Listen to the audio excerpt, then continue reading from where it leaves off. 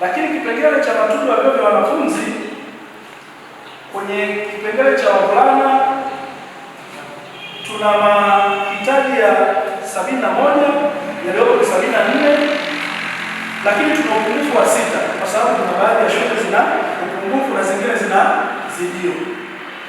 Na matundu ya vyoo ambayo yanahitaji karabati kwa upande wa vyoo vya wavulana 14, lakini kwa upande wa wasichana ni matundu ya vyoo 9.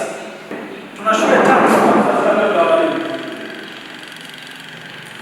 Kuna shule ya msingi Karoro, haina choo cha walimu. Maana yake ni kwamba walimu wanatumia vyoo vya wanafunzi.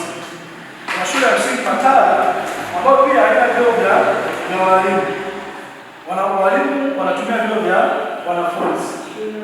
Lakini pia shule ya msingi Mawanjeni. Shule ya msingi Mawanjeni tayari tuna mradi ambao unaendelea kutekelezwa pale, ukikamilika tutapata vyoo vya walimu. Shule ya msingi Karoro hatuna mradi wowote. Maana yake ni kwamba liko jengo ambalo lilifikia hatua ya limeezekwa lakini halikukamilika, liko pale. Lakini shule ya msingi Matala yenyewe hatuna kabisa choo cha walimu. Kwa majina naitwa John Robert Tarimo, ni diwani wa kata ya Mwika Kusini. Kwa kweli ingawa kwamba ni kikao changu cha kwanza, lakini niseme kwa upande wa elimu yako mambo ambayo yamenifurahisha na yanatia moyo na yamenipa mwanzo mzuri kwenye kata hii, hususan kwenye swala la ufaulu kwa wanafunzi. Kata yetu mpaka sasa ni kwamba imekuwa na ufaulu mzuri, hususan kwa miaka hii miwili kati ya mwaka 2024 na 2025, ambapo tumetoka kwenye asilimia 80 hadi tumefikia asilimia 80 na point hadi tumefikia asilimia 98.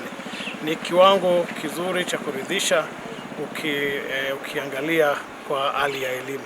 Lakini pamoja na mafanikio hayo ya ufaulu, ziko changamoto mbalimbali ambazo zimewasilishwa kwenye kikao chetu cha leo, na mimi pia nilishatembea na kuziona, kama vile uchakavu wa madarasa, upungufu wa vyoo kwa walimu na wanafunzi, upungufu wa maabara kwa baadhi ya shule na mambo mengine ambayo kimsingi tumeyajadili kwenye kikao cha leo.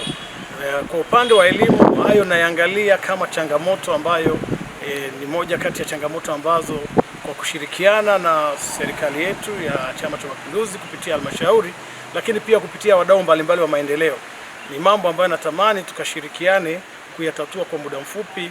Kama mjuavyo, elimu ni kitu cha msingi, na tunapotaka kutatua matatizo yetu lazima tuhakikishe kwamba masuala ya elimu yako sawa sawa.